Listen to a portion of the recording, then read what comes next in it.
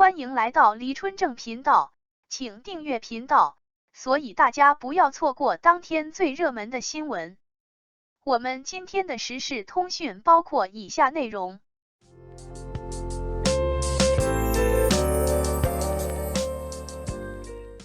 王一博长空之王，大国重器，剑指苍穹。2023年3月22日，电影《长空之王》发布王一博试飞员版新预告。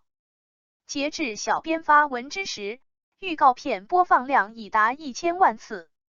电影《长空之王》定档4月28日，是今年五一档期最早定档的影片。影片由王一博、胡军、周冬雨主演，讲述的是中国空军新一代试飞员的成长和我兔歼20诞生的故事。试飞员是中国电影较少聚焦的一个群体，他们实在太神秘了。他们从事的是我们国家少数几个保密级别最高、最复杂、最困难也是最危险的工作。试飞员是从金牌飞行员中选出来的最顶尖的飞行员，被誉为刀尖上的舞者，会飞的工程师。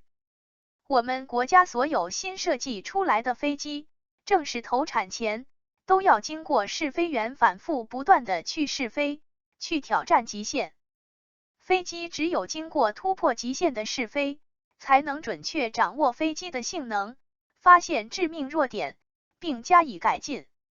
所以这项工作极其危险。60年代至今，为这项伟大的事业而牺牲的试飞员已有29人。长空之王此次聚焦的就是英雄试飞员群体，他们试飞的是我兔目前公开的最强战机歼20。歼20是我兔第5代战机，这是他首次在大荧幕以真机的形式与观众见面。长空之王是在空军试飞基地拍摄的，整个过程极其保密。这部电影是宣传我兔空军力量和国家实力的重点电影。原本定于去年国庆节上映，但为了呈现更好的制作效果，改为了今年五一档上映。长空之王是结合我兔空军试飞院真实事件打磨的剧本，杨伟、刘选民为总顾问。杨伟是中国科学院院士，歼20的设计师。刘选民是中国飞行试验研究院院长，歼20就是在那里试飞成功的。演员在拍摄过程中，有现役试飞员亲自指导，还有军方的监制。所以这部电影无论从技术还是专业角度，都是不容置疑的。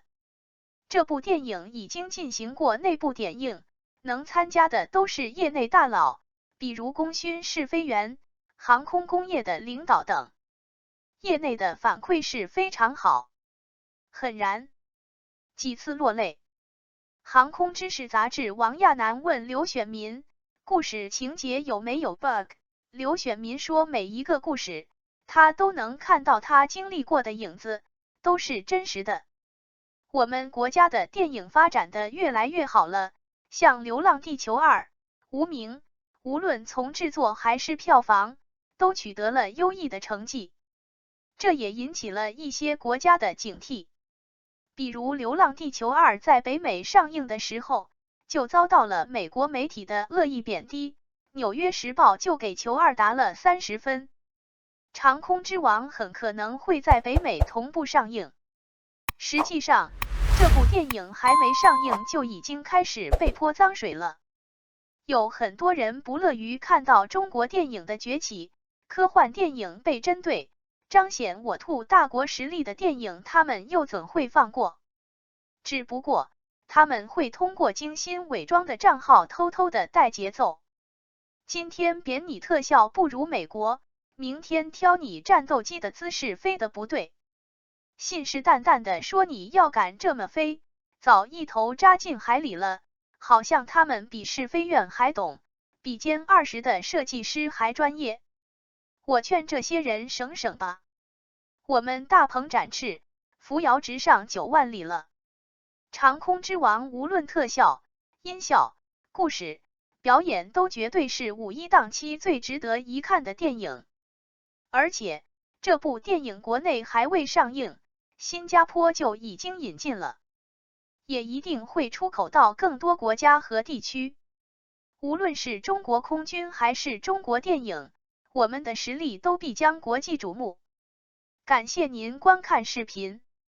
如果您觉得本时事通讯有用，请不要忘记点赞、评论和订阅。祝您生活愉快，充满活力。再见。